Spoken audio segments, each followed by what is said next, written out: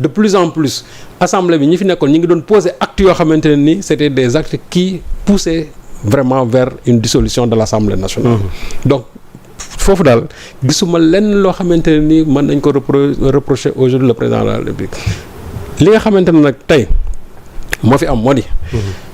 élection yi moom incha allahu rabi dina jaar ci yoon. parce que amul lenn loo xam ne président bi modifié na ko même soo xoolee le nombre de députés au niveau national c'est-à-dire muy le scrutin majoritaire amul lenn loo xam ne ni dindi nañ ko ci les 97 députés yi nga xam ne moom la ñuy fal au niveau départemental loolu amul dara lu ci dañ. Et hier en conseil des ministres il a même appelé le ministre de l'intérieur mi gérer élection yi mu sumb ay waxtaan. effectivement xam nga waaw ñu waxee waaw. léegi nag xam nga au niveau du ministère de l'intérieur c'est-à-dire maintenant pour l'organisation matérielle ak yooyu laaj na nga woo maintenant acteurs politiques yi. mais li nga xamante ne moom la ñu waroon na jël décret. pour convoquer le corps électoral fixer maintenant la date des élections je crois que à ce niveau là amul leen li nga xam moom lañ ciy wax. et ce qui est sûr et certain mooy élections yi ce seront des élections transparentes parce que njuuj njaaj du ci amul et puis c'est la première fois que sax doo fi dégg ñu ne nous voulons. Un ministre de l'intérieur neutre dans la mesure où le ministre de l'intérieur bi nga xam ne moo fi nekk moom c'est un gendarme. Donc qui n'est pas estampillé Pastef. Le ministre de la justice aussi c'est un magistrat il n'est pas estampillé Pastef ce qui donc loolu rek déjà dafa dal xel ki nga xamante ne moo nekk ministère de la justice ki nga xamante ne moom moo nekk ministre de l'intérieur te ñoom pratiquement boo gisee organisation élection yi ci seen kaw la wékku peut-être en dehors aussi plus bien sûr le ministre des finances bi nga xam moo yoree comme bi donc mën nañ jàpp ne élections yi ce seront des élections transparentes kenn du fi wax ne dañoo favoriser Massamba kenn du fi wax ne dañoo favoriser Mademba kenn du fi wax ne dañuy def ay transfert d'électeurs kenn du fi wax ne fichier bi léegi mooy ñi am na ñoo xam te ne ni peut-être bi passé binduwuñu woon mu juróon ay coow yu bëri waaw mais xam nga loolu waaw non xam nga tax mën na doon coow parce que nee na la article 175 bu code électoral bi moom moo may loolu da ne révision exceptionnelle mënul am su fekkente ne les conditions d'organisation matéo ko donc loolu c'est une disposition du code électoral parce que élection anticipée la ne ko nit ñi aussi xam su fekkoon élection boo xam dañ ko fixé wala on serait dans le temps su boobaa dinañ mën a def une révision exceptionnelle waaw effectivement mais bi ñu fi defee élection léegi yàggul aussi yàggul donc loolu aussi il faut nit ñi xam ko te boo xoolee dans les en tout cas yenn sous-préfectures yenn préfectures yi jusqu'à présent dafa am ay cartes électeurs yoo xam ne elles sont en souffrance dans ces lieux là donc léegi commission yi nga xam ñoom ñoo war distribuer cartes yi déjà elles sont opérationnelles ce qui veut dire que donc aujourd'hui toutes les conditions vraiment sont réunies pour qu'on aille vers les élections les plus transparentes de l'histoire de ce pays là bu fekkee ne maintenant les acteurs sont animés vraiment de bonne foi ce qui est sûr et certain mooy que élections yi moom ce seront vraiment des élections transparentes et des élections vraiment apaisées. kon ñi xëy tey teg benn question boobu noonu naan inéligibilité wu Ousmane Sonko xanaa ñooñu kon ils ne sont pas animés de bonne foi. waaw mais xam nga. parce que man su ma juumul Ousmane Sonko n'est-ce pas il a voté ah. non je pense que ñooñu il faudra quand même bon may lu wax rek xam nga Djibi tey problème bi. man je crois que l'éligibilité de Sonko ak son éligibilité waaw pour man sax loolu ci élection yi ça ne pose pas de problème parce que xam nga diriger une liste Sonko battre na fi campagne et pourtant moom diriger wu liste bi il n'était pas tête de liste et c'est lui qui a mené la campagne et que c'est lui qui a amené les gens vers la victoire ce qui est sûr et certain aussi mooy campagne bi Sonko moo koy diriger waat Sonko même su fekkente ne moom tey newul sax tête de liste moom moo koy diriger parce que suñu jógee ci élection yi c'est sûr et certain que dañuy tabaat gouvernement bu bees te bu ñu tabaat gouvernement bu bees Sonko aussi sera reconnu toujours comme premier ministre donc pour man foofu loolu amul loolu débat et ce qui est sûr et certain mooy on ira vers une révision du code électoral buñ ko réviser article yi nga xam ne yëpp sos ñoo ci nekk ay article liberticide article yoo xamante ni c'était pour gàllankoor yenn homme politique yi la article yooyu yëpp jàpp ne dinañ ko biffer du code électoral donc bu ñu jógee ci élection yi rek jàppal ne moom il y aura une révision même au niveau du code électoral donc pour man vraiment c'est une question mineure que Sonko vote que Sonko ne vote pas pour man c'est une question mineure dans la mesure où ici il ne s'agit pas de Sonko en tant que mooy day nekk député mais li ci gën a am solo mooy c'est que Sonko dirigera la liste tout simplement de Pastef, c'est-à-dire waxuma diriger ko pas étant sur la liste parce que même mën na nekk ci liste bi mais li wóor mooy c'est lui qui battra campagne moom la nit ñi gis mooy nekk ci kanam et c'est lui qui va mener encore le Pastef vers la victoire. kon su ma déggee ñenn ñi ci opposition bi ñoom est-ce que nduru nañ ñu pare pour dem ci élection yi. voilà nag loolu mooy problématique bi soo gisee même man tey au niveau de Yoor-Yoor bind naa ko en disant que est-ce que cette opposition a-t-elle peur d'aller vers les élections parce que boo déggee ñenn ñi ni ñuy génnee di wax da ngay jàpp ne ñu ci bëri fi nekk ni newuñ ci ay dispositions pour dem ci élections yi mais nag li nga xam moo doon nekk obstacle majeur bi tey tegg nañ ko muy le parrainage parrainage bi moom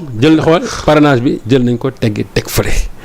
donc comme que parrainage bi moo doon nekk obstacle majeur bi pour ñenn ñi nga xam ne chaque fois bu ñu demee élection loolu daf leen di téye tey mën naa wax ne prétexte waaw tey moom prétexte amatu fi léegi nag li gars yi di wax mooy bëgg bëre bañ bëre on saura réellement qui est qui parce que wax ju bëri ji ngay dégg temps yëpp et cetera j'ai même l'impression que certains même cherchent à se faire appréhender pour ne pas participer aux élections mais li war doon mooy d'ici les élections fii moom duñ fi jàpp kenn nit ñi nañu wax lu leen neex on est vraiment sur le daam ñu bëgg def pour ñu oui certainement boo déggee déclaration yi nga xam am ñoo xam ni quand même dañu bëgg gars yi woo leen jàpp leen aussi waaw non kenn du fi jàpp kenn ça moom c'est clair je crois que nit ñi moom leen neex nañu wax li am solo daal mooy on va vers des élections nit ñi nañu préparer wu seen i état-major politique te man li ma doon souhaiter mooy appel boobu nga xamante ne les gens de l'opposition ils l'ont mis en place li ñu war a def kay mooy def ko une coalition politique très forte boo xam ne ni dina mën a jàkkaarloo avec la coalition du pouvoir de ce fait au moins dinañ am ay deux pôles yoo xam ne ni peut-être dina nekk ay pôles politiques yu dëgër. Et justement c'est ça la question un gouvernement wala benn régime bu ñëw gagné ak 54%, même pas 6 7 mois 8 mois 9 mois mu nekkaat ci jongante est-ce que y aura bonne opposition mooy taxaw en face de. mais c'est ça la problématique fi ñu toll nii parce que tey da nga naan quelle est la seule figure charismatique boo xamante ni moom moo nekk ci opposition bi war a mën a tey jàkkaarloo ak ñi nga xam ne noo nekk au pouvoir. parce que l'ancien président nekku fii. non ki jël deuxième ci élection yi. non seulement l'ancien président nekku fii mais son parti et sa coalition sont en train de se désagréger parce que déjà dégg nga départ yi bëri na des pontes comme ay ñoom Doudou Ka ay Cheikh Issa Sall moo ci mujj. créé na benn parti Maguette Sène aussi dégg naa ba et cetera. déjà Amadou Ba moom dem na am na ñoo xam yóbbaale na leen. et de plus en plus il y aura encore vraiment une débandade au niveau de la coalition Benno Bokk Yaakaar et au niveau même de l'APR. ñi nga xamante ne ñoo nekkoon seen i principaux alliés ñu ci bëri ñoom ñi ngi bàyyi waa PS actuellement ñoom li ñu bëgg mooy regrouper encore la famille socialiste les libéraux aussi ñoom dañ ne ils vont se regrouper peut-être ça c'est de bonne guerre mais. sans le PDS parce que PDS déjà ñoom hier ils ont sorti un communiqué pour dire que ñu ngi remobiliser ñoom seen base yi au niveau de l'ensemble des départements pour mën a dem ci joŋante donc actuellement nii gisuma ci dans l'opposition benn formation boo xamante ni tey war nga mën a indi benn gàllankoor en tout cas benn inquiétude au pouvoir bi nga xamante ni tey moo fi nekk en face et ça n'a pas été le même cas parce que Macky Sall bi nga xamante ne dafa ñëw au pouvoir Macky Sall bi mu demee élection législative il faut se rendre compte que Macky Sall il avait remporté parce que scrutin bi moo demee noonu mode de scrutin moo demee noonu Macky Sall avait remporté presque plusieurs sièges de façon écrasante mais au niveau c'est-à-dire des suffrages Macky Sall avait obtenu 49%. 49% waay. xam nga gis nga yaa ngi gis paradoxe boobu.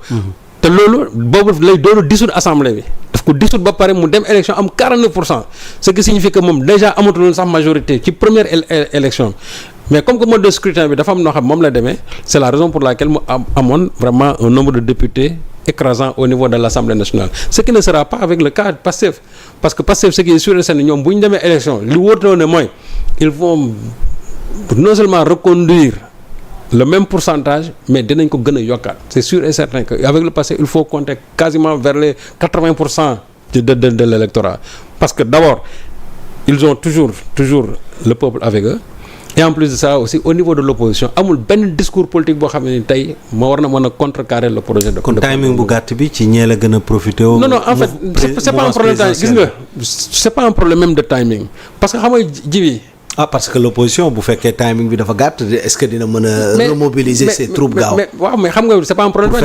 dans la mesure où Macky Sall ba muy dissoudre assemblée bi tamit presque c'était ci timing boobu la woon et cela n'a pas empêché à l'opposition quand même en tout cas d'aller vers ces élections ba pare am ci un score honorable tenir tête quoi. waaw tenir tête parce que ñoom boo doon xool dans l'ensemble ils avaient obtenu quasiment 51%, mais ni ñu mode de scrutin bi moo defoon de sorte que mu déséquilibré, mais ce qui ne sera pas avec le cas du PASTEF. Parce que tey danaa la PASTEF non seulement ils conservent leur électorat, mais il faut se dire que seen électorat bi fi ñu tel sax gën na yokk parce que après ces élections là il y a encore beaucoup d'adhésions massives au niveau de PASTEF. mais kon est-ce que élections yi du nekk test pour PASTEF ngir su fekkee mën na dem solo mu dem wala. wala coalition par force mais non Djibi, politiquement une chose parlant est sûre, PASTEF mu demoon seul bu demoon